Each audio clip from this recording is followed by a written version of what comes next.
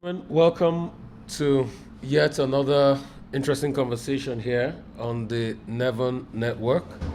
And today on the conversation, we're having one with the presidential candidate of the NDC, the presidential candidate of the NDC. Peter Obi is right here with us, former governor of Anambra State. Great to have you, Mr. Peter Obi, right here with us on the platform. Thank you. This has been a very, very long Interview coming. interview coming. Let me apologize that all this while we kept changing the date, the time, the days.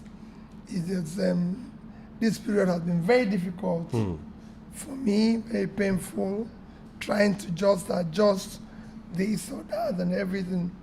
But thank you that we finally were able to come together to talk.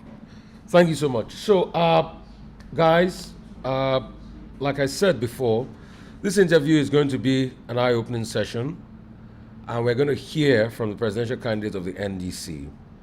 My first question to you will be this deregistration that happened. What's your take about this deregistration that has happened? Because some people are saying NDC, there are also cases against NDC in courts. Can they be next? Well, for me, it's very unfortunate, and you see me condemn it in all ramifications. I believe that it is a time our judiciary help our democracy.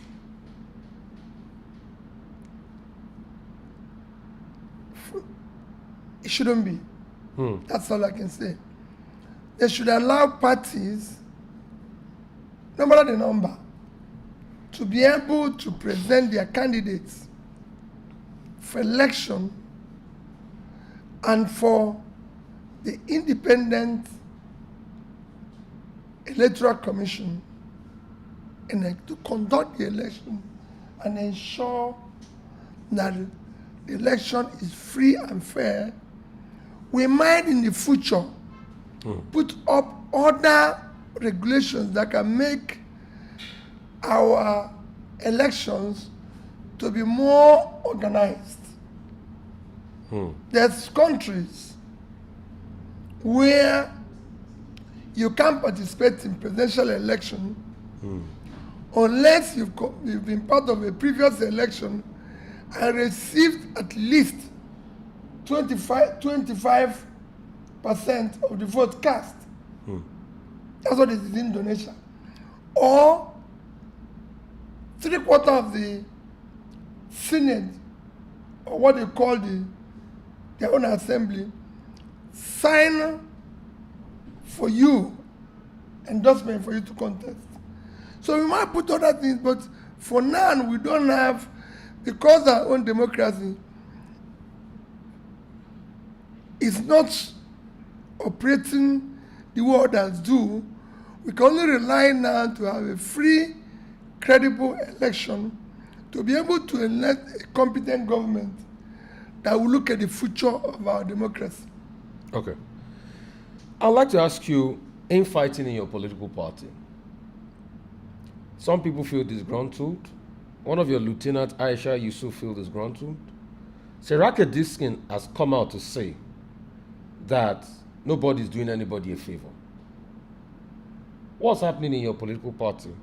In fact, there were allegations that came out recently that Kenneth Okonkwo made you take him to court for 5 billion as regards monies exchanging hands in your political party.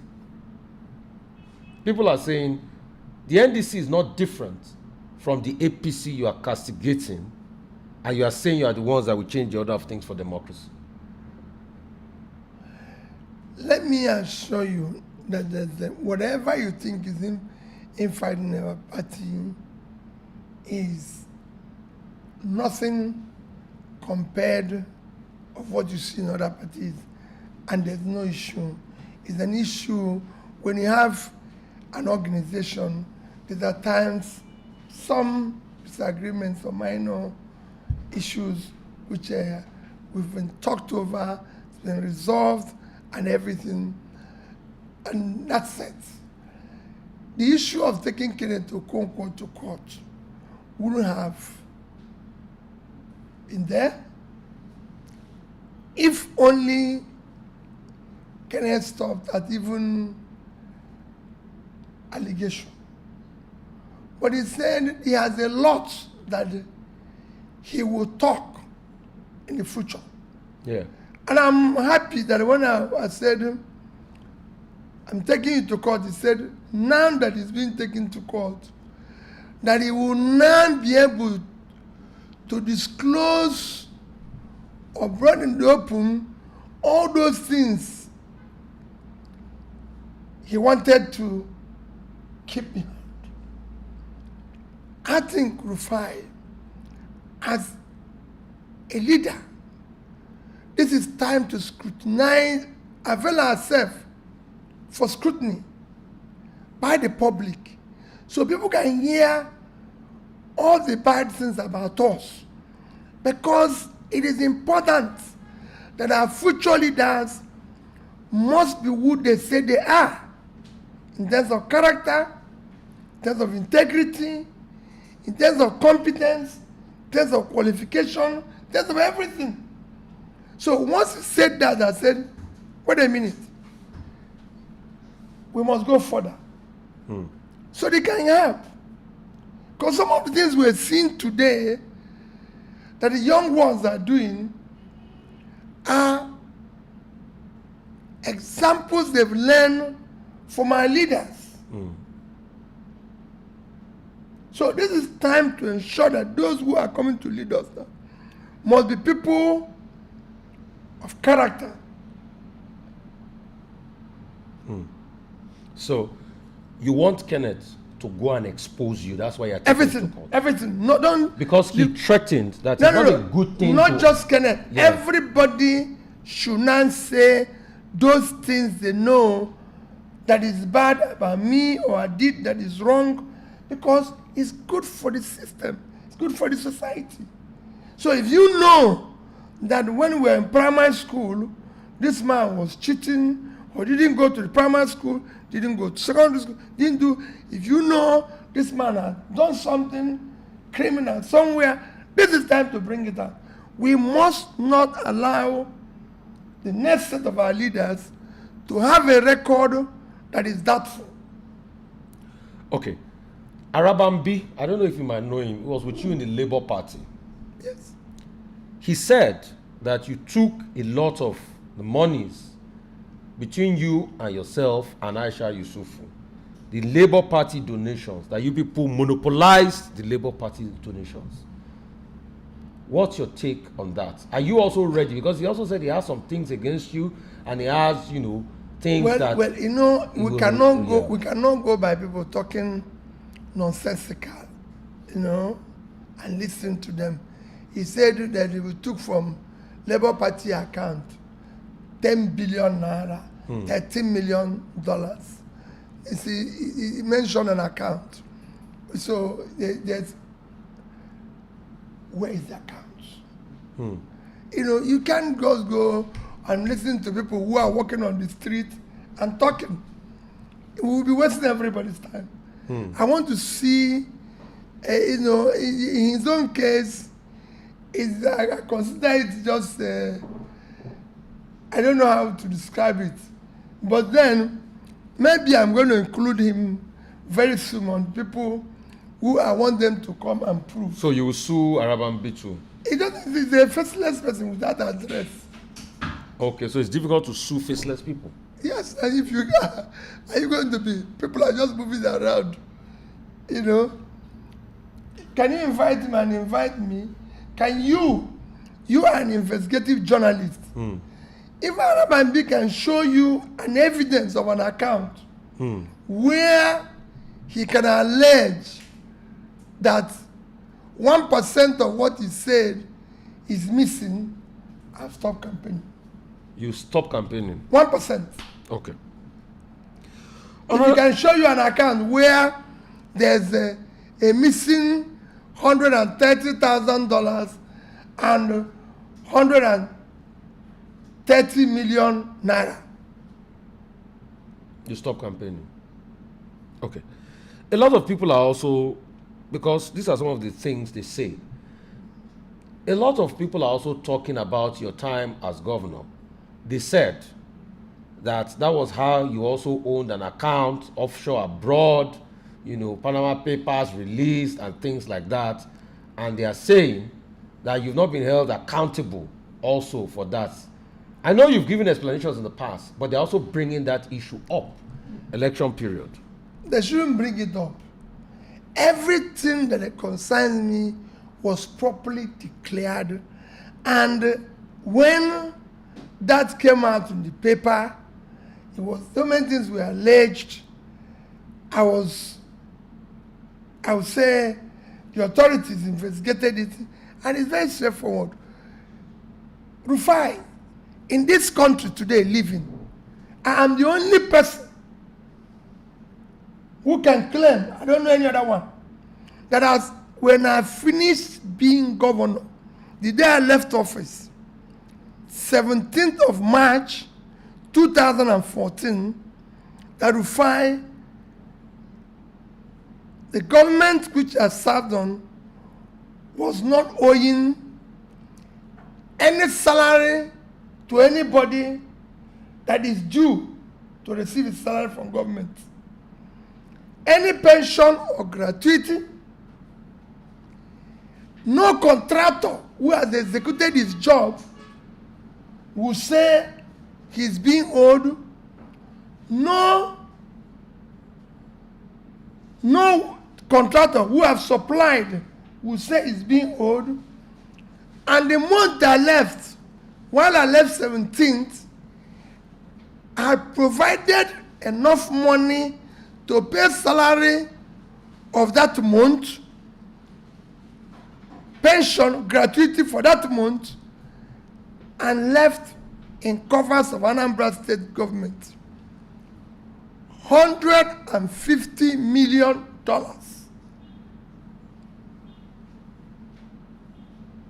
Left 36 billion naira, and about the same amount in investment the day I left. All these things people are saying, oh, he took money here. Have you ever seen any thief who have left what he can steal, even in church? When you go to church, they say, mind your phone. I left $150 million. Nobody asked me to save in dollars, though. I saved money for Anambra State in dollars. Save money for them in naira. If the dollars are left is still there today, Anambra State would have been sitting on over $300 and something million. Dollars. Nobody asked me. I did it myself. And I left it there. So how can I leave it there and be running around with all these small people and taking 10 million naira here, taking 1 million naira here? No, it's not necessary. Okay. Another question I would like to ask you. A lot of people have said you are always chickening out of problems.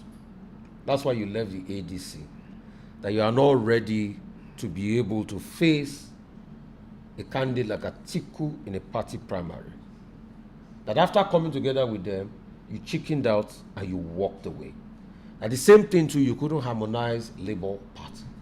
What's your reaction to all of that? They are very right.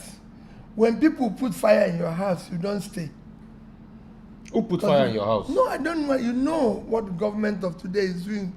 They should actually thank me for being able to anticipate the problems of tomorrow and going away from it. They can't say I walk away from problem. Rufai, when I became governor, go and ask people in Anambra State. Anambra was one of the most difficult states to govern. I brought peace, a bit of unity, security, transformation in it. You can go and check the records. They are there. They're open. Go and see comments of the former IG of police, where he said Anambra is the safest state in the past 5 years. The record is there. Go and look at what NECO wrote in 2013, that Anambra is the best result. This is a result of effort of doing the right thing. On people talking about primaries and everything, yes. And let me tell you, there's nothing wrong in a party having coalition and going to. The best and most popular president of Indonesia today is a man known as Joko Widodo. A coalition came together and brought him to come and be their candidate. So they can do that. In this country, we have not been able, the political class have not reached a point where they say, let's sacrifice for the country. Rufai is better. Let's go with him. Rufai must be subjected to all sorts of marginalization, and I choose what I choose because for me, the commitment is about serving the country. Okay. So you chose what you chose because commitment is about serving the country, not because you can play the politics to ensure that you at least stabilize. Because people are asking, how will you stabilize the country if you see crisis? Is that how you are going to run? Rufai, a man who subjects himself to general election can be running for primary. So there must be something within that space that he doesn't want to. Otherwise, I'm not asking Nigerians to enthrone me without the election. What is the difference between primary election and general election? I've subjected myself to general election. What they're talking about is like you want to go and play in the big league, and people who are playing street match want you to say, why are you not playing in the street? Because they know that in the street there's no rules. Anybody can just do this, no referee. They can even break your leg. So I want to play where the system is. Let there be free and fair election in Nigeria. You know that in the last election, I won. Forget about where's your proof that you won? Forget about the proof. They didn't declare One you day they won't declare me. Yeah. But I can tell you, I've contested election in Nigeria as a presidential candidate and won. Leave who was declared. One day the story will be told. For now, I can tell you, I'm offering myself. But we don't have evidence. I'm offering myself for general election in Nigeria. I don't want to talk about one day the process will be correct. The process will be transparent, and it will happen. This time around, you are going. If you don't win this time, this is going to be your last time. You're not going to run for president again. Well, for me, it depends on what happens, right? I don't want to say it because people might think maybe I'm saying because of some people. I believe that if at this morning, you will not believe this, a secondary school people asked me a question. If you run this time, will you run again? And I said no. He said, why? I said, because if I don't run now, by the next time it comes, believing in the zoning formula, it will go north. And if it goes north in 2031, by the time it comes again to south, I told him I'll be 78 years old. I don't think I'll be doing this at that age. So this is your last time to run? But I said it depends. If it's still in south, in the next election, maybe, but the probability is very slim. No, but it will be in the north because we have to respect the zoning arrangements. Well, I don't know till after the election. But I can tell you, if what I told you now is what will happen, I will not be running. Why is it that you couldn't work with Atiku? No, who said I couldn't work with Atiku? I mean, but you left the ADC. Can't you see what's happening in ADC? Is it some people are asking, is it a must that you must be on the presidential No, ballot? no. Can't you see what is happening in ADC? Yes, I've seen what is happening in ADC. And you think and anybody should stay there? But when you sit people there, are also saying NDC too has been taken to court as regards your party registration. When so when you talk about court cases, when the there are court, court cases. no, we don't have that. We don't have 3 presidential candidates now. We don't have that situation. The situation, every situation has its own decision. When the court decides that we're not there, that's it. And you ask, is there a must that must be on the presidential ballot? There's nothing wrong with that. I'm offering myself. I was there. The question people are asking, Kwankwaso was on the presidential ballot in the last election, but today he's your running mate, he's your vice. There's nothing wrong in that. Let me tell you. You can even ask me that. Let me tell you, in the last election, if you add Abuja because they've added Abuja, if you add Abuja because they've added Abuja as a state now, Kwankwaso won one of the states.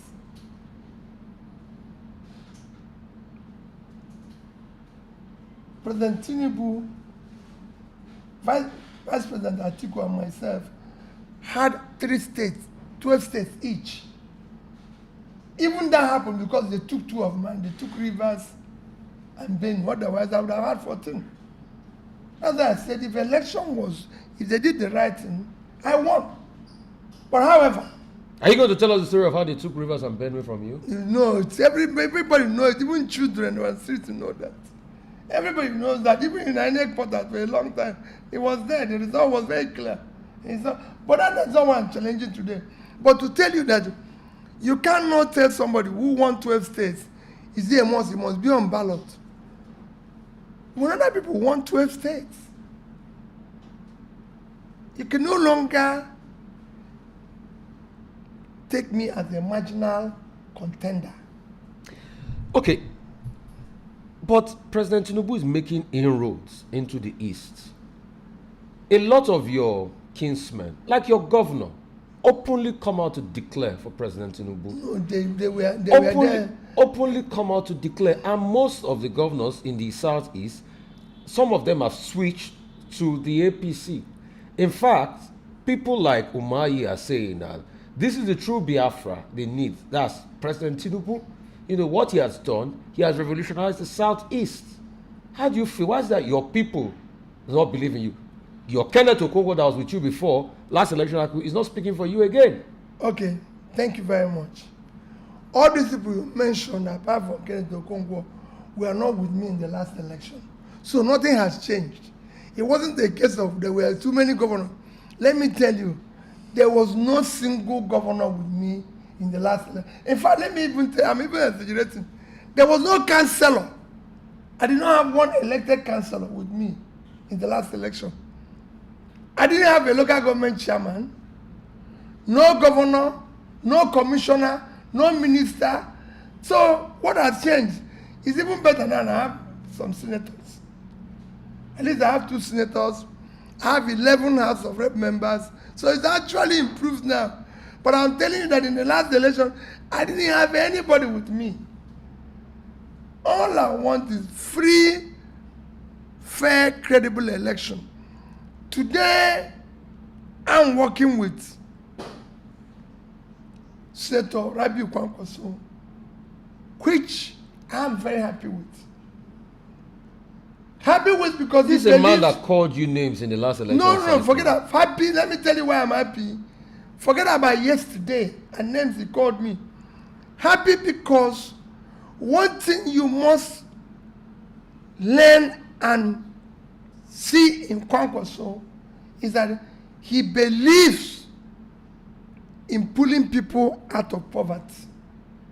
He believes that a child of nobody can be somebody without knowing anybody. And that's where 2 of us can work together to transform this country. So all of a sudden you're saying we should forget what he said about you. No, what did he say about me? He didn't say I'm a thief. He didn't say I'm a thief. There's nowhere where Kwankwaso said I'm a thief. Okay. There's no people who say this thing. You can find a place where he said I'm more qualified. Okay. There's nothing wrong in that. Okay. So many people say they are more qualified than me. But I'm saying, and it's true, So many Nigerians are more qualified than me to be elected, but they are not in ballot. Among those who are in ballot are most qualified. Because, yes, you might be a professor, anybody, anything, but among those who are in the ballot is the people that are going to be elected. You cannot go and be electing people. It's like going to a game. You cannot be a spectator and be talking about medal. I'm in the field, I'm playing. I'm a competitor. Inroads into the north is another one. A lot of people are saying, in the last election, you didn't do quite well in the north. The last election, you didn't do quite well. This time around, it might not change. Well, is there a strategy for inroads? Because you can't win the presidency without winning the north. There's no the strategy is that I'm telling them, I can solve your problem. There's no strategy. Rufai, what I want to do is to turn around this country. And my commitment is total. And it's something that people can look at the past, where this man has passed. It's small business, in corporations where he served, in where he served as a governor. So it's not something you just say, oh, well, nobody's sure of what is going to happen. There's a verifiable evidence. So if you say you're a person of integrity, let's go where we gave you the last money to manage. What happened to the money? And I've said it now. Show me any other person who left the amount I left while not owing anybody. And I've left that place. Rufai, Anambra State have not bought me a bottle of water since I left. When they are supposed to have a law which they wanted me to sign, to say they will build a house for me in Lagos, build a house for me in Abuja, build a house for... I didn't. Because I said, what I say, I preach. What I preach is what I do. Okay. I would like to take you on some of the very key issues. These are some of the criticisms against you.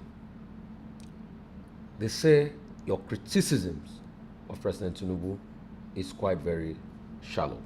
And I'll tell you why. Number one, you hardly prefer solutions to what you will have done as regards pertinent national situation. For instance, while you were giving one of your speeches recently, you said you add 4,000 extra megawatts, you're targeting 10,000 megawatts. Can you give us a breakdown by breakdown of how you are even going to achieve that 10,000 megawatts of electricity? Fine. What people do here is to, because Peter Obi does not have sophistication of media and everything, to make what I say look like, oh, nobody has said it. Somebody said, if I don't give you power, don't vote for me. Did he tell you how he's going to give you power? So why must my own be in the marketplace? But you are saying you are different. Can you tell us? I'm different because where I promised it as governor, I delivered it. And I've said, and I repeat, that in 4 years, we will generate, transmit, and distribute at least 10,000 megawatts of electricity.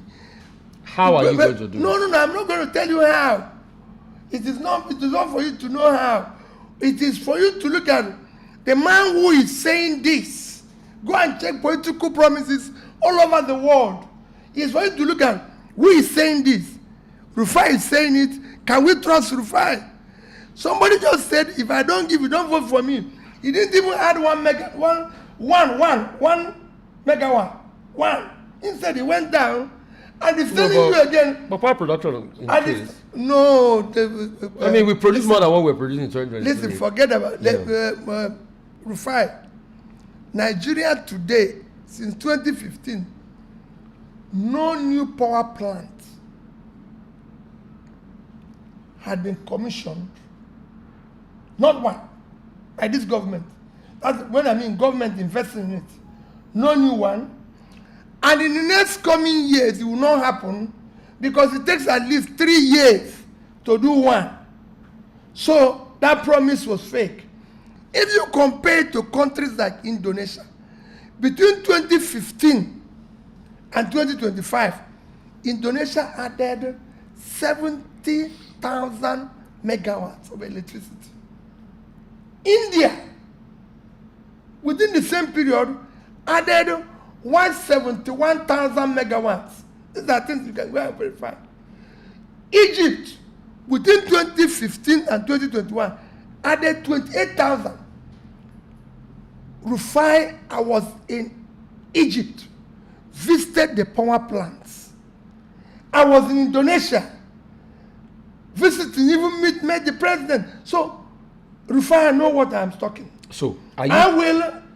You will. So you're saying you will do it. How will you do it? I know how I'm going to do it because it's not for me. No, I said, no, but Nigerians need to know. They don't need to know. We can't do blind I said, trust. they don't need to know. They need to believe in me.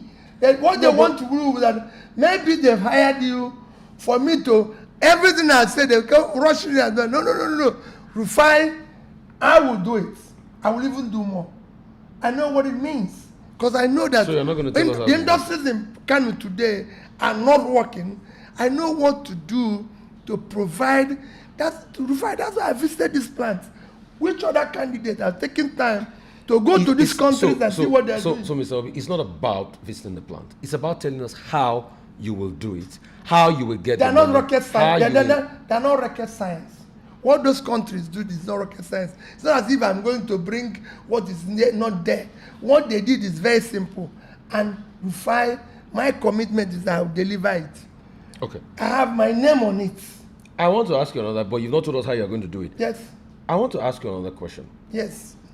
In a case where you are not on this ballot, maybe because of a court case or something, what will happen? What will I do if they don't want me to be on it? Rufai, I'm not desperate to be president of Nigeria.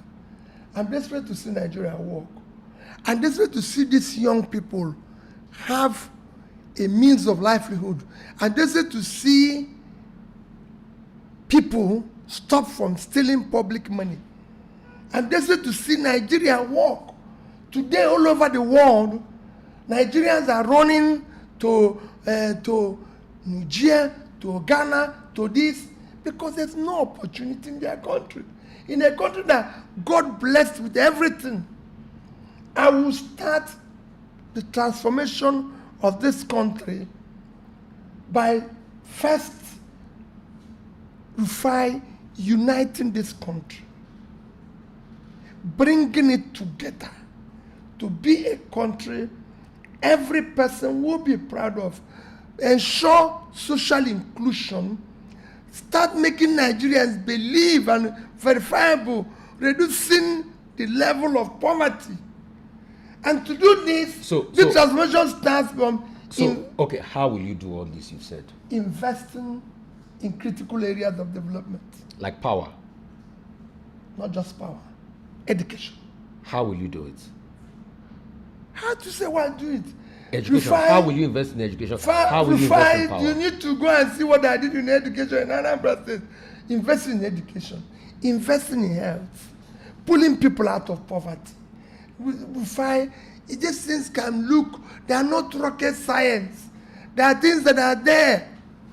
We're doing it now.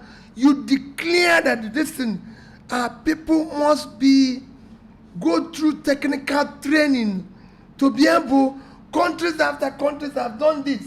Rufai, if you go to Indonesia, they have Ministry of Micro, Small and Medium Businesses. If you check today, 90% of employment in Indonesia comes from this class. You see, the question about how I'm asking Mr. Peter Obi is the fact that there must be a strategy which is embedded in your manifesto document, which will give Nigerians a template of how you're going to navigate. As the NDC released the manifesto? No, don't worry. You will see it. Okay, so you are going to put it in your manifesto? Yes, of course. Okay. Of course. They They will going to be put it in your there. manifesto. What you keep criticizing President Tinubu as regards subsidy removal. What would you have done? Remember, I didn't criticize him. I said I would have removed subsidy. How would you have done it? Eh? How would you have done it? I keep saying, one, in an organized manner. What's this organized manner? I wouldn't have gone to inauguration and announced it. That's Okay. the first thing. Okay. I would have sat down with the operators in that industry, because we know that in that subsidy there's a huge criminality. I would have sat down with them, removed it, so we know exactly the amount we are subsidizing and deal with it. That is the organized manner. I would have done the same thing in financial deregulation. But in doing this too, the most important thing is that you cannot do the two of them and not add fighting corruption head on. Because that's why we've removed subsidy. We deregulated the naira. What is the impact on the average Nigerian? Paying poverty, No, deprivation. thank you. What is the impact? What is the impact in our finances? We borrowed more money than we used to borrow when we were doing subsidy. Okay. The argument of this government as regards the borrowing is that what increased the debt was the devaluation of the currency. That's part of the argument. Don't go there. Don't go there. Well, all these things is because of stealing. Let's not go because of waste. Simultaneously, when you're removing subsidy, is to tackle government waste and corruption head on. You cannot. Today we have a monetary side, what the CBN and the CBN governor and his team is doing, being fairly well run. But unfortunately, you have a reckless fiscal side. So you cannot have that combination. It's a simple thing. But Tinubu put in that CBN governor that you claim is doing well. No. Let me say, it's not a question of who put in and who didn't put. I said the physical side has always been the problem of Nigeria. So what's happening to the The fiscal CBN side? governors, whether yesterday or today, I'm not blaming any of them. Because at the end of the day, it's just monetary side. But the physical side is reckless. And that reckless is embedded in waste. Cost of governance is unacceptable. And corruption. If you deal with this, then you could be able to see the savings in the subsidy removal, the savings in whatever decision you've taken, and you apply them in what I'm saying, critical areas of development, which is. But you're saying that. But this government is saying they've been able to ramp up how much they get in revenue. They've increased tax revenue. They've gotten more money from the revenue, and they're applying it back into the economy. In fact, they in celebrating their 3 years, they show that they've been able to increase from 36 trillion. They've been able to increase from 16 trillion to 35 trillion. So where is this increase? Where is it impacting? Within the same period, your poverty level have increased from 87 million to 140 million. In fact, the more they increase revenue, the more they throw people into poverty. So there's something wrong. You're taxing poverty. You're taxing on productivity. That is, for you to increase your tax, you must increase production. How are you going to increase that production? By doing the right things. What are By the investing. We just talk about power. Yes. We just talk about education. So you have skilled people, because people are building factories and hiring people from outside because they have no skilled workers. People by health, by interest. So productivity is not refined. This has been done by countries. So you will have removed subsidy too on the currency. You'll have devalued the naira too. Yes, but like I said, in an organized manner, you cannot devalue when you have nothing to sell. You need to increase your productivity. So will you wait until you have something to sell before you devalue the naira? You do it. That's why you do it gradually. That's why it's done all over the world. So for you, it was just gradualism. That's You what this government was doing. must do things in organized manner. You don't just come and be acting as if you're a drunken sailor. Everything So, must go so on those overnight. two policies, you're saying you agree with Tinubu, but the way it will No, I said it now. Go and look my this thing. I was shouting I would do it. Not that I agree with him. I was saying I would do it. But I would have done it differently. And I'll be doing it with, number one, cutting cost of governance, which I've shown in the past, and fighting waste, corruption. You must do it simultaneously. Otherwise, it's like what you're trying to do is that you're here. Whatever you bring in here, they'll steal it. Then you'll still go outside and be trying to collect everything. Everybody will see, give me this. Once you bring it in, it's stolen. Okay, I want to quickly ask you this. Security. You cannot do all of this you're saying without security. Our kids are in the bush. If you were commander-in-chief, what will you do with our kids being in the bush and our teachers beheaded? General Rabi, in fact, about 3-4 generals were killed. If you were commander-in-chief, what would you do? What you say again is, what you say again, you start saying me, how are you going to do it? How? I will not tell you. Why? But be rest assured. Because Nigeria people Be rest need to assured. know. No. Nigerians are not asking that. It is people who don't know what to do. Commitment. I fought criminality in Anambra State. Go and ask people, head on. You must show commitment. Is it commitment that solves problem of criminality? Commitment solves the problem of everything. Okay, you think President Tinubu is not committed to solving the problem? Well, I don't say there's a complicity somewhere. Don't worry. But this talk about, I'm happy you talked about complicity. Yeah. This talk about complicity, even Goodluck Jonathan said the same many years ago, that there's a complicity somewhere. So when you come in, you deal with it. How will you deal with it? I said I've done it in the past. Just go and ask people. When I came into Anambra, even the famous kidnapper Evans said I sent them out of Anambra State. He said in his own interview, go and check his interview. He said Peter Obi sent us out of Anambra State. Everybody left. It's one government. It's either I'm in charge or they're in charge. One person must be in charge. One person must be in charge. That's what I told him in Are Anambra you State. saying that the current government is not in charge? I said one person must be in charge. We declare war. If you're ready to lead, you must be ready to die. If you're not ready to die, go home. Are you ready to die for Nigeria? Yes. Tomorrow, if I'm outside this country and there's war, I'll come back. I'm a Nigerian. I've never had any reason to have any country's passport. I lived abroad for years. People collected different passports. I've never taken it. God created me a Nigerian. And I'm ready to die here. It's one country. We cannot have non-state actors take over the state. It's not possible.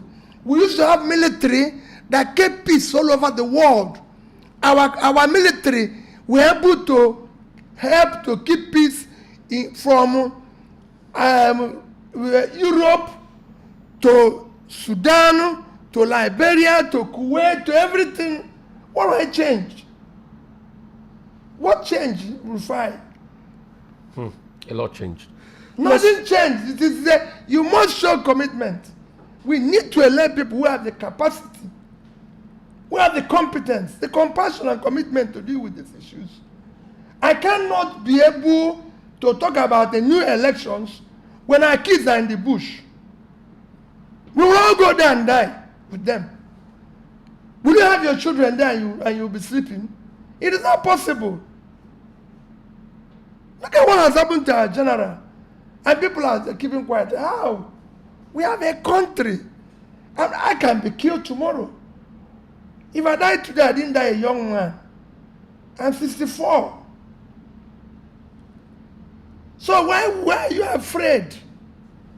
We deal with it.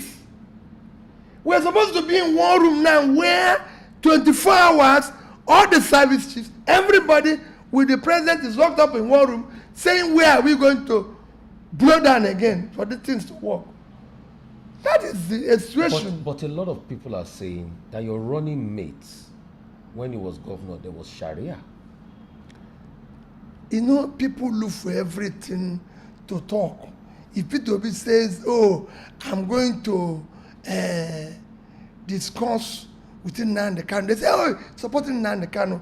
Oh, Kwankwaso is this. I'm telling you what Peter Obi will do. I will sit down with him. Our problem is not whether there's Sharia or not. That's not our problem. Is it our problem? People who are killing people now, is it because of Sharia? People who are doing this because of, and they tell, oh, because this person did this. My brother, I'm going to talk with everybody. If you make me will you negotiate with criminals? Will you negotiate with bandits? Rufai, in uniting the country, anybody who wants peace, I will talk with him. I will negotiate with him. Anybody who wants war will go to war. So you will negotiate with criminals and bandits? Remember, Rufai, I will discuss with anybody who wants peace. Anybody can say, I've changed. I want peace. I was lecturing doing a lecture in Summit Church on Saturday. I told them how I visited a university in America where the entire faculty is people who came out from prison. From the dean of the faculty, who told me he spent 28 years in prison, to the registrar, who told me he spent 25 years. All the professors there spent years in prison for one offense or the other. So if you say you want to change and be part of this new Nigeria we're trying to build that is possible, yes. If you don't want to be part of it, well, we have reached a point where we have to tell ourselves the truth. If people have decided we can no longer have a peaceful country, that's why I said I will unite the country. I will make sure that nobody is left behind. No tribe is left behind. There will be inclusiveness. We'll show love. We'll show care for everybody. Okay, let's talk about the judiciary. You've been you're one of the biggest beneficiaries of the judiciary in this country. At the same time, you've had the other side of the judiciary. Rufai, these things that our institutions are collapsing because of the character of people who are in charge. What will you do about it? I don't need you to do the right thing. If you have competence... So I keep going through this how. No. Because are you saying that people don't want to do the right thing? No, yeah, Rufai, the leader, the competence, the capacity, the character and commitment of the leader is very important. Societies are changed by one person. They are changed by two people. There's no society. Everything you read about Western world today is that they had one leader who was committed to doing the right thing. Everything you read about any other country, show me any country, and I'll tell you that one leader came here and said, no to this, no to this, no to this, no to this. You cannot have people who lack the competence, lack the character, the compassion, commitment, and you want them to drive. It's like going to hire a conductor to be a driver. What is he going to do? Okay. Also, I'd like to ask you this real quickly. There are a lot of disgruntled people in your party that came to your party, but the primaries have not favored them. What would you like to tell them? Well, in fact, somebody came on our show the other day and was talking about how it is very difficult, how they feel shortchanged, how it's just a lot of your loyalists that have been packed in there. What would you like to say as regards all of that? Let me give you an example of the man who came, who says contested Senate. That man contested Senate in my own senatorial zone. In fact, I've never met him. So how does anybody here believe that somebody who is contesting Senate in my own senatorial zone, and he's from the same local government with me, but I've never met him? You see, what happens in Nigeria is that, Rufai, if you drive a bus here now, and say, let's say you drive a bus, and people feel, oh, this bus is packed with something good. Everybody jumps into the bus. without knowing who owns the bus, where the bus is going, what the bus is all about. And all of a sudden, they go into it, and when they don't get what they want, they start complaining. This driver is useless. This person is useless. Rufai, we have about 22 registered political parties.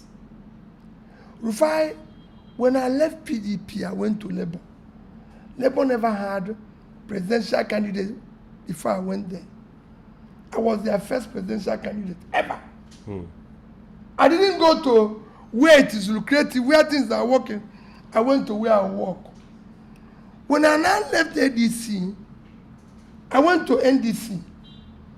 I always go to where I want to work. But people also now say that this was you that say, oh, I will never leave in my political party and all of that. No, but you've been leaving political parties here and there. Go and check. You know what they do? I said, people always use incomplete sentence. I told Ojukwu, and I said, sir, I will never leave this party as long as you're here. I would rather go out of politics than leave you or leave this party. That does not say, oh, I will never move to anyone. Party is a vehicle. If that vehicle is no longer headed to my destination, I'll leave it. I enter the one that's headed to my destination. So let nobody tell you, I said, oh, I will never do this. But what I'm telling you, I have never left one to go where there's benefit, there's this, I go where I work. And what I'm appealing to people is that if you're not candidate today, you could be candidate tomorrow. Let's be a family. In family, we're all not going to be winners. If you have 30 people contesting for one seat, only one person will be declared. Okay. I'd like to ask you about agriculture. And please, because I saw you reeled out some statistics as regards land mass and things like that. At least you'll be able to give us how you'll be able to do No, when you will you do it? No, when you say, how are we going to do agriculture? How are we going to do this? I've told you, how is not a rocket science. You know, Rufai, I've run a business for. Let me tell you. When I was a bank chairman, that's how the smallest bank became 25 billion bank. I'm no longer involved with any bank now. That I can tell you. Wow. When they said banks will move from 2 billion to 25 billion, everybody said, no, let's find who will take us over. Who will take us over? Do that. I said, me. No. Other banks want to become 25 billion. Why can't we? They said, no, we're too small. We were just barely about under 2 billion. I said, we will become. The rest is history. But you did something. No. That's what I'm telling you. We didn't. So, what I have already told you said is that if Bangladesh with 148,000 square kilometers of land, Bangladesh with 148,000 square kilometers, which if you divide it with their population, Rufai, of 170 million, it will come to about 0.87 or something square meter. And Nigeria, with 923,000 square kilometers, divided by the population, is about 4 meters. So 4 meters is what Nigeria is. Bangladesh is 0.87 square kilometers. Nigeria is 4 square kilometers per person. And they produce 50 to 60 million tons of rice. And we are not producing 10% of that. we will do it. But they don't have the security we have. No, you see, that's what I'm telling you. And you're not going to solve that insecurity overnight. Because I'm it's not been there for saying- like 20 years. I'm not And saying, that's why we keep asking how. I'm not saying you're going to solve it overnight, but I've also gone to prisons and seen young men who are involved in the same insecurity. You're asking them, why did you do this? They say they have no job. What were you paid in the last operation? 30, 40, 50,000 naira. It's the same thing. The more you pull people out of poverty, Rufai, the more you reduce criminality. It's happened all over the world, even in Asia. So that's how. I'm not saying I'm going to solve it overnight. I've never claimed, no, it's fine. I've never claimed I'm going to solve it overnight. You can't achieve it overnight. Nobody expects you as a government to have 100% success, but they expect you to have 100% effort. So And that's what I'm going to push. So these your plans. It will take like 6, 5, 7 years for you to do it. Rufai, if today, Rufai, you enter, say, me and you decide we are going to London. Rufai, and we bought a piece to London. It takes 6 hours. Rufai, going to Ghana is 1 hour. If that APC announces I'm going to Accra, we're no longer going to London. Rufai, what Nigeria requires now is to be headed in the right direction. But all these plans will take our compass. 6, 7 years to execute. It doesn't matter. People will see it. I just told you about power plant. That since 2015, and I want you to quote me, till today, government have not initiated or commissioned a new power plant, and they won't do one in 20 years. And I said that now Egypt did increase their own by 28,000 between 2015 and 2021, 6 years. They didn't build it overnight. But I'll tell you, in place where I went in Egypt, I said, how do you feel? They said in 2 years, they saw this plant coming up. What we are doing in Nigeria, Rufai, if you say people today, I'm building a house, in 1 year, they will see the foundation coming out. So they will not say that, don't you see when builders sell building? Yeah. They sell it when they are starting, they are not saying, when the building is now coming out and people are seeing block, yes. What is happening in Nigeria is that every day people are saying, we are building the house, nobody is seeing the block. The whole thing is going down. But it will come out. When is it going to come out? That's what I want to do, to make it come out. So Nigerians will say, Mr. Obi said he's going to improve power. And they look around their area and they see the plant being built. That is the hope. But it's not a question of you. Rufai, when I went to Anambra State, I said, I'm going to change schools. I was visiting schools. Everybody could see it. I was visiting nursing schools, schools of nurses and midwifery schools of people will see it. Okay, but you see, the thing about building a house is that you will see the plan. That's how nations are doing. Forget about plan. You can't build a house without plan. No, they have no. You can't build without architectural plan. Let me even tell you, there's no even plan in this one. Nobody has seen the plan. Nobody has seen the foundation. All they are saying, we will build. We are going to do this. We are going to do this.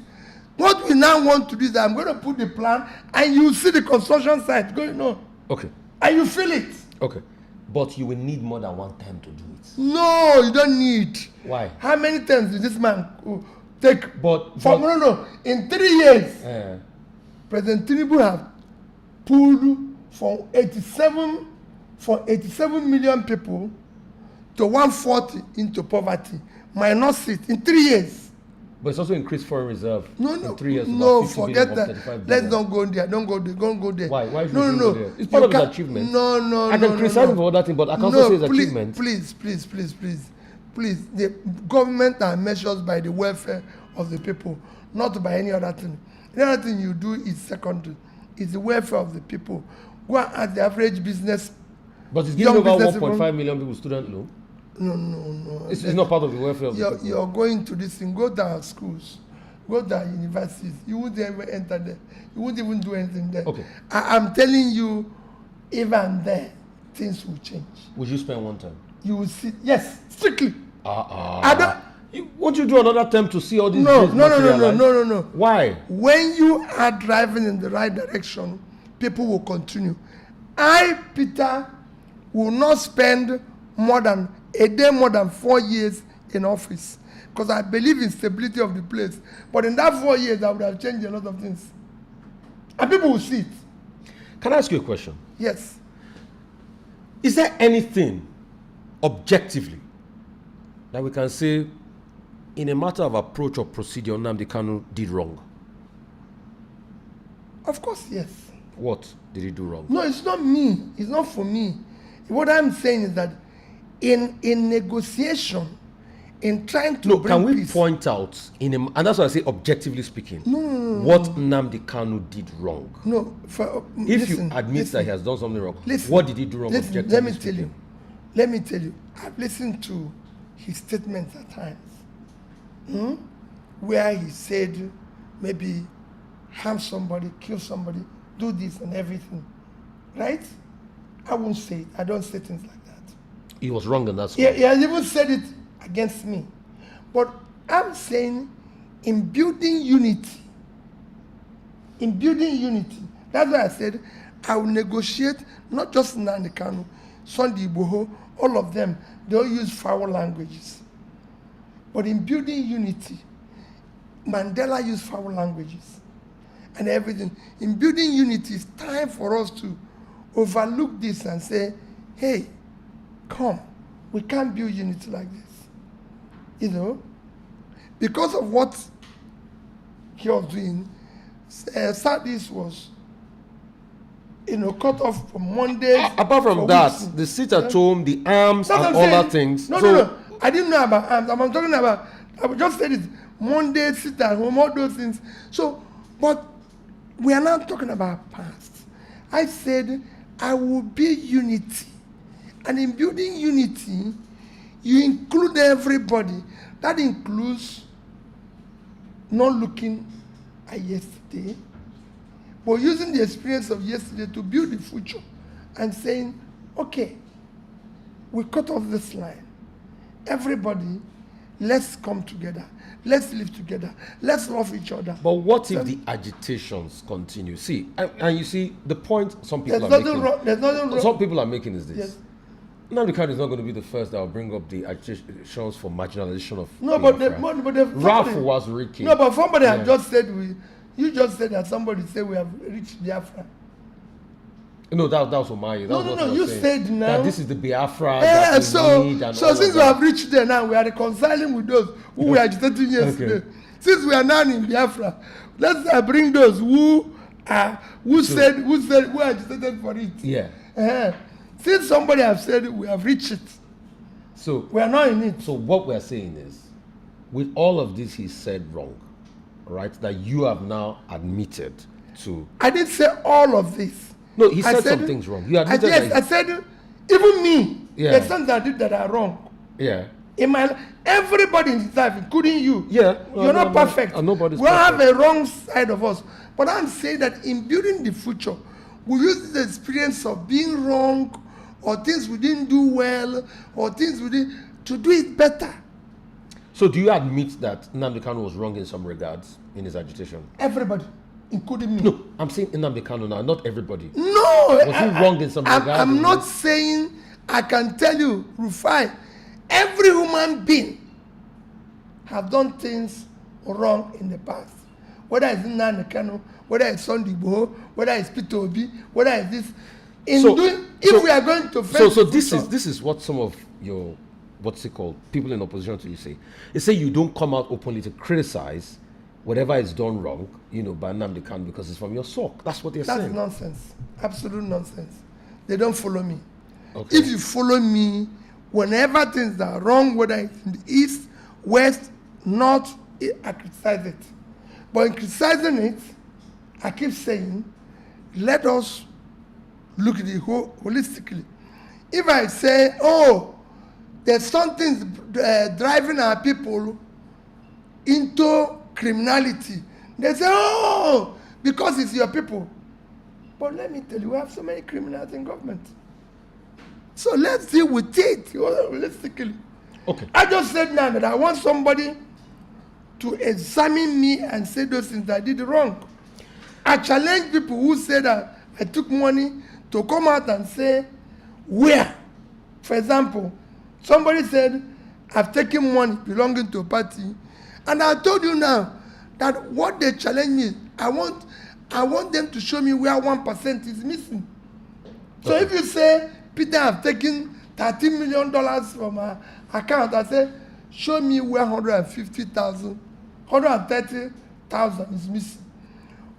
He's taking 13 billion or 15 billion. I say, show me 150 million. Who knows that? I won't talk about Sheikh Gumi. We've been saying with Sheikh Gumi, you know.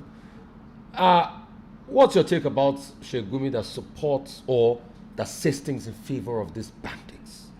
I keep saying. Objectively, I keep saying. are there things that you can say Sheikh Gumi has done wrong? I keep saying, I want to discuss with everybody. I'm not here to apportion blame. Who is wrong? Who is right? I want to sit down with everybody. In solving these problems, I want to sit down with everybody and say, let's go this way, let's do it this way, let's do it this way. For example, as president, I will sit down with people and talk. And you see it. I did it as governor. I brought people, traditional rulers, What if they don't listen to you? They will listen to me now. They are in the problem. How can you say you call somebody who is sick, come to hospital, say he won't come? He will come now because he wants to be here. He wants to recover. You met President Tinubu, and when they had the ceremonies for the Pope, and you had a conversation was facilitated by Kayode Fayemi. I mean, what did you say to him? No, we didn't have conversation. We just greeted each other. Yeah, we just greeted. Have you spoken to him on some of these your ideas? Have you guys, do you interact, do you exchange or compare notes? We have not. We don't do that. Do you think you and the values of your value and the value of President Tinubu align? Well, that's for Nigerians to judge, not me. They will know. You don't align on anything? No. I said you cannot assess yourself. You allow the public to assess you. The Nigerian people is assessing both of us and know whether our values are aligned. Can I ask you, is there anything President Tinubu has done well? Well, it's not a question of what is done well or what is done. It's to say what is improvement. Under President Tinubu, I said it, more people have been thrown into poverty. Our debt has increased. Power supply has worsened. So you know, because you are an investigative journalist, maybe there's some things you know that is better. But I don't know. If I did, I should be asking you. Okay, so for you, you are saying the debt has increased, things are better, so for you, there's nothing he's done well. You can't see it. If I see, I will commend it. Okay, so there's nothing he's done well for you. Can I also ask you this? Your path is not an easy one, no. Pio. You suffered a lot of betrayals. How do you deal with betrayal? There was somebody on TV yesterday, Valentine. He's also left your fold. He used to be your very strong inner caucus man. He went to vie for APC and all of that. You've had people that are close to you leave you. How do you keep moving on with all these betrayals? Well, let me tell you. Nobody have actually betrayed me. Okay. Even Kenneth Okonkwo? No. Okay. They actually, if it's betrayed, they're betraying the country. Rufai, my commitment is to Nigeria. I have no reason to be involved in what I'm doing today, because it's putting my life, personal life, into difficulty, into risk. My family are suffering for it. I have no reason. I don't need, and I say it categorically, I do not need a penny of public money to live today. If God keeps me the way I am today, Rufai, I can afford to live and eat 3 square meals for the rest of my life. Every week, Rufai, I visit a school, a hospital, mosque every week. You can go and check it. Just start today documenting it. And in each that I go, Rufai, I've not spent less than 10 million naira. Not one. I do not need public money. That's why I said, if I go into public today and say public money that I'm not entitled to, I ought to receive punishment from God. I want to see Nigeria work for the young Nigerians. You know, when you talk about not stealing public money, people are quick to say the brewery matter. You invest in brewery. No, they been investigated. In fact, go and investigate it. Go and investigate everything I've done in my life. If you find anything wanting, I stop campaigning. I've challenged people since I left in 2014. Forget the rumor. I said I don't deal with rumor. Everything I do is open. You've just asked me, they said is involved with the Pandora Papers. It's a structured estate transfer system which I save little money for my family annually. No, not. It's open to everybody. Open to you. If you want, I give you the statement, everything inside it. I don't hide it. You talked about your family. Is Nigeria worth the suffering your family is going through for all of this? I tell them that. I tell my children. I can tell you my children thinks that Dad should do this. Your children are convinced? Oh yes, my daughter every day says to me, listen, with all sense of humility, listen, Dad, why should people be sick and they can't go to hospital? My son does the same thing. I'll show you when I finish what they write to me in this thing. Because it doesn't make sense. If you go to Indonesia, every community have a primary health care. Today, Indonesia have 95% insurance coverage. If you're sick, you go to hospital. Everybody. Nigeria doesn't even have 5%. All these people here, if they are sick today, the only thing they can do is to go to church to pray. No countries developed by miracle. They produce by productivity. People need to earn money. So all these people trying to play magic, do this. We have now right where we are getting even magic money, miracle money. Nobody does that. It's by productivity. You have to be productive. All the young people are asking here is opportunity to be entrepreneurial, opportunity to be productive, and that is what the engineer want to unleash. And you unleash it by investing in education, especially technical education, invest in health of the people, invest in pulling them out of poverty. You cannot expect a young man who wants to start a business to go to a bank and borrow money at 35% and survive. How? In Indonesia, the official interest rate is 15%. SMEs are giving money at 5%. And they are giving training. My brother, I went there, I studied all this. And you will activate it here? Well, everything I promised in Anambra State I delivered. I said I'll change education. And I'll make sure some we have... people still say you didn't build schools. No, I don't like arguing with... You always like arguing with people who are just living off Confucian. I don't go there.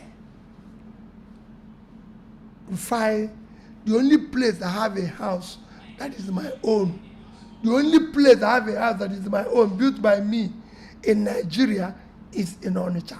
And I live there. Come and go there with me and see how the people will feel. You think they see somebody coming from outside, but I live there with them. Mr. Peter Obi, as we wrap up this conversation, you are like Marmites. Those that love you will love you so much, and those that don't like you will not like you. Those who don't like me are those who don't like the future, a better future for the people of Nigeria. Do you have a message for those that whatever you say, they will never see you and say, okay, let me give this man a chance? What's your message for them? I'm appealing to them for the sake of their own grandchildren. Some of them will think they have made enough money today. But for the sake of their own grandchildren, their children might not be as lucky as they are. Let's build a society. Rufai, all I want is a society where a child of nobody can be somebody without knowing anybody.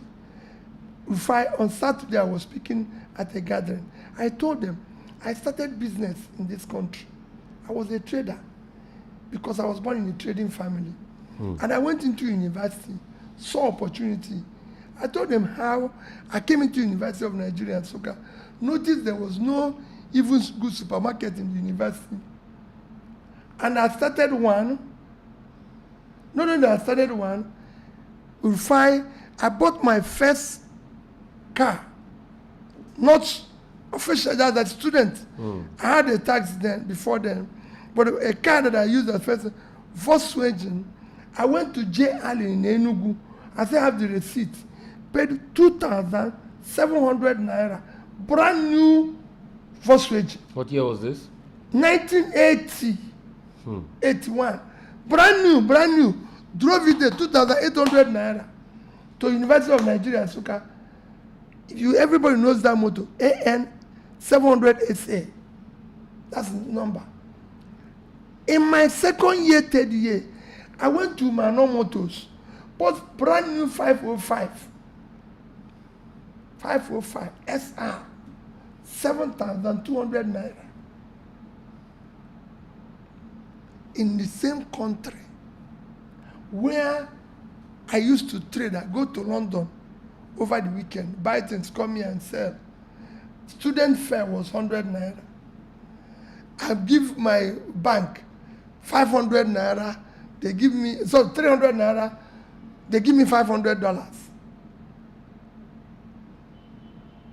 PTA was 1,000. So for this 100 naira, I get $1,000. In the same country, nobody today can do anything. When I finished university, Rufai, I used to park my car under the car park in Murtala Mohammed Airport. On Thursday, Friday, enter plane to New York. Buy items, enter the same Nigerian Airways, park on Sunday, drive my car to Onitsha. Rufai, it cannot walk. I drive from Onitsha to Lagos here, enter Nigerian Airways to New York. 150 naira, 55 naira ticket. I come back. All of a sudden, it's finished. I want to give these young ones opportunity God gave me. We cannot. People of my age today are stealing what they don't need. How long would they live? When I was coming here, I was telling my colleague, I said, I had a partner in the UK. If you're 60, you live 3/4 of your life. Because the normal life of a human being is about 80. When you're over 80, life becomes meaningless. So if you have lived 60 years, you've lived 3/4. The remaining 20 is for you to help to build a good society, reconcile with people you're quarreling with, so you can go in peace. No time to start stealing money, building houses, stealing houses. No. It shouldn't be. Mr. Peter Obi, thank you so much for your time, and thank you so much out of a very busy schedule, taking out time to come here to speak to us on this podcast network. Thank you you so very much. much. And Thank please, this is an open invitation to other presidential candidates across every political party. We're here for the conversations. We're here to be able to talk to all of you, to be able to get your thoughts and opinion. And we're waiting for your manifesto where you tell us how you give us No, that I power. won't. It won't show how. It will show what I will do. Yeah. How is when I start, Okay. and you'll be seeing it, and you'll be Okay. feeling it. Okay, so we've got a couple of questions, quick take questions Yes. before we go. You can see it on the board. Can Peter Obi explain in good detail how he give us affordable electricity? Just like question I've been asking. Can he explain how he will rehabilitate the Nigerian police service, how he will educate them and operate their tech skills? How does Peter Obi intend to tackle our healthcare system, bring it up to the 21st century? Can he explain in details? How do you intend to release Nigeria from excess loan borrowed? How do you intend to make it a safe place? Is it possible to scrap NYSC? These are some of the questions. Mr. Obi, if you want to, take them on. These are some of our quick questions. Well, let me tell you. Yeah. I keep saying, that for me, how people will see when we start, we cannot give you details of what we want to do. What is the details about dealing with the issue of education? We will massively ensure that we drop a task force that will start an issue of out of school children by investing in education. And that investment will not be speculative. It will be, when I went to Anambra State, as governor, I visited at least every secondary school twice. Primary schools, everywhere. So when you start doing that, people will start saying, today I'm working in about a few Almajiri schools.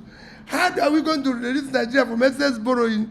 No, I didn't say we won't borrow. I will explain to Nigerians why we need to borrow and what we are going to use the money we are borrowing for. It must be invested in productive sector, not for consumption. Not just borrow for the sake of borrowing. We will borrow. But when we're going to show where we're doing it, if I talk about going to invest in power, if I'm going to do it, we're going to borrow money. But where is the money we borrowed? Where is it? Can you answer for that? No, that's the problem. Healthcare, how do you intend to tackle healthcare? The people should go to Anambra State. And when I came to Anambra State, there was no single school of nursing, midwifery, health technology that's accredited. By the time I have over a dozen. Okay. So there's a place that's happened. Okay. And that's what I wrote in my manifesto. One-page manifesto. I didn't go to explain to anybody. But when I said, I'll change education, schools we are doing this. When I came, it changed. Almajiri kids, out of school children, out of school Almajiri? I'm visiting them now. I have 2 or 3 schools, Almajiri schools. I'm sponsoring already in the north. I need to do the studies and everything. And I've been to Indonesia, the highest Muslim country. And I've shown, you see how it will happen. So no problem. Police service? Well, again, you will see the training. You will see the effort. Once you have somebody who have commitment, you deliver them. I'd like to say a very big thank you once again. I mean, these are just Thank some you. quick fire questions we have to take at the end. Thank you so much for your time. Thank you, everybody. Thank you. That's about all we can take on this on platform. Thank you so much, Mr. Thank Peter. you. Thank you, sir. Thank you. Thank you so much. Thank you. Yes.